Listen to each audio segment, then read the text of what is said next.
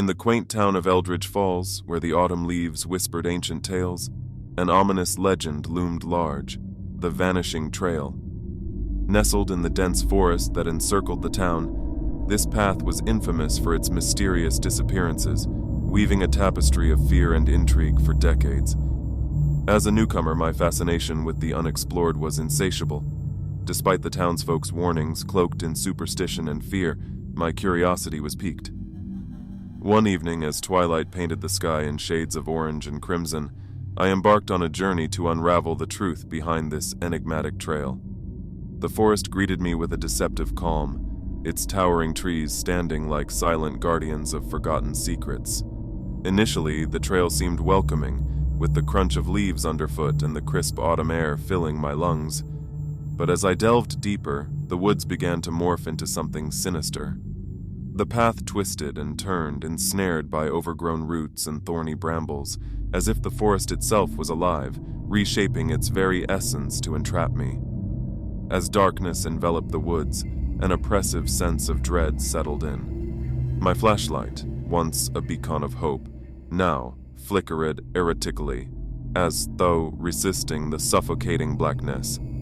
Shadows skittered at the edge of my vision, breeding a growing sense of paranoia.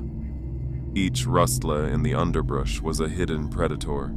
Each whisper of the wind seemed like a spectral voice from beyond. In the heart of this shadowy labyrinth, I stumbled upon a chilling discovery: a series of footprints, distinctly human, yet not my own, etched into the soft earth. They meandered deeper into the forest, compelling me to follow. My mind was besieged with intrusive, horrifying thoughts. Who or what could be wandering these accursed woods?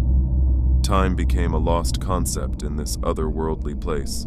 The forest seemed to whisper my name, voices of the unseen luring me deeper into its malevolent grip. My paranoia escalated into sheer terror as the shadows began to twist and contort, the trees bending in unnatural ways as if to ensnare me in their wooden grasp. Emerging into a haunting clearing, I was confronted by a grotesque sight. An ancient tree, its limbs gnarled and contorted, stood sentinel. Dangling from its branches were dozens of dolls, each inscribed with the name of a lost soul, their empty eyes gazing into oblivion. A cold realization pierced my heart. These were tokens of the vanished, and I had trespassed into their sinister memorial. Suddenly, the ground gave way beneath me, plunging me into a dark abyss. I found myself in a pit, surrounded by the personal effects of those who had vanished before me.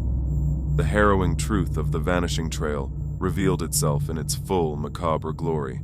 This was not a mere path where one got lost. It was a sentient, malevolent force, a devourer of souls. Trapped and injured in the bowels of the earth, I was consumed by helplessness. The pit, lined with remnants of lost lives, bore silent witness to the forest's insatiable hunger.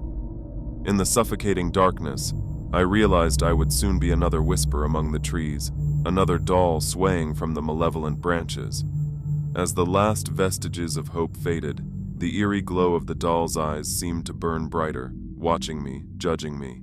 They were the guardians of this unholy place, a testament to the forest's power and the inescapable horror of the Vanishing Trail.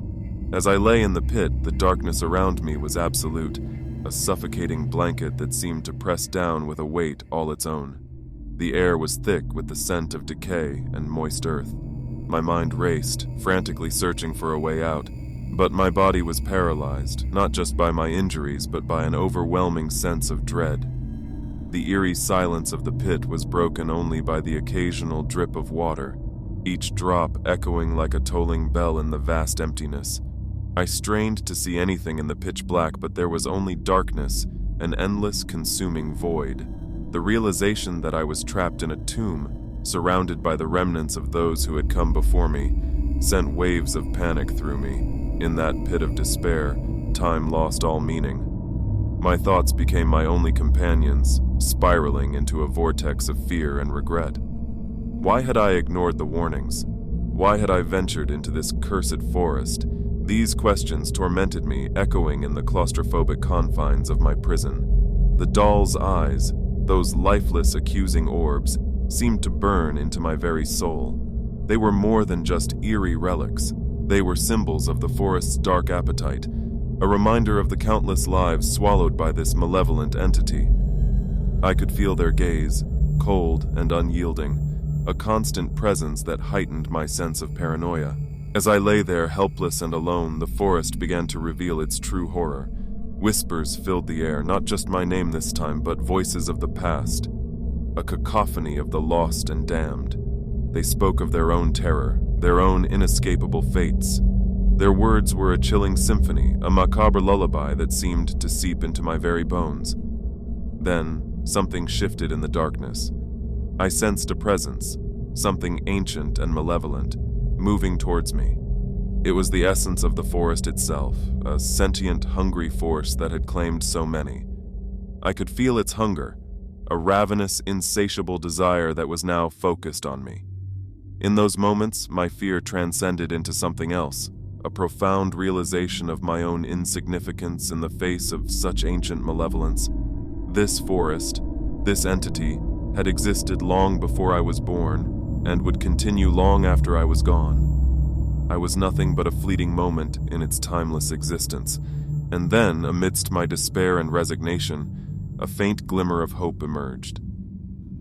In my pocket, I felt the cold metal of my pocket knife. With trembling hands, I grasped it, the last vestige of my will to survive igniting within me. I began to claw at the earth, a desperate attempt to escape my grave.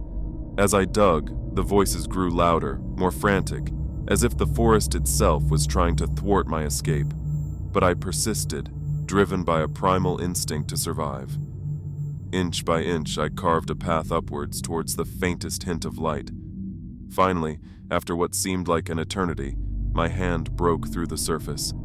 The cool night air rushed in, a sweet, life-giving breath. With every ounce of strength left in me, I pulled myself out of the pit and collapsed onto the forest floor.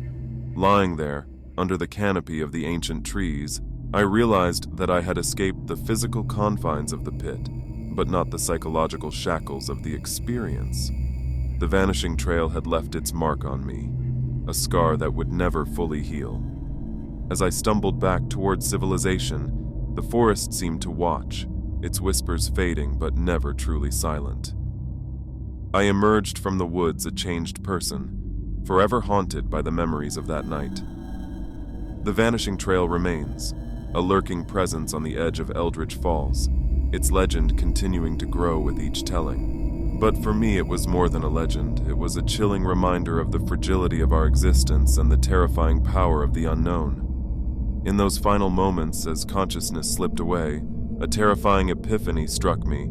The forest didn't just claim lives, it consumed souls, trapping them in an eternal, nightmarish existence. My fate was sealed, not just to vanish, but to become part of the forest's dark legacy, forever ensnared in its twisted embrace. The vanishing trail, with its sinister allure and malevolent presence, had claimed another victim, adding another chapter to its eerie legend, forever echoing the chilling truth of its inescapable curse.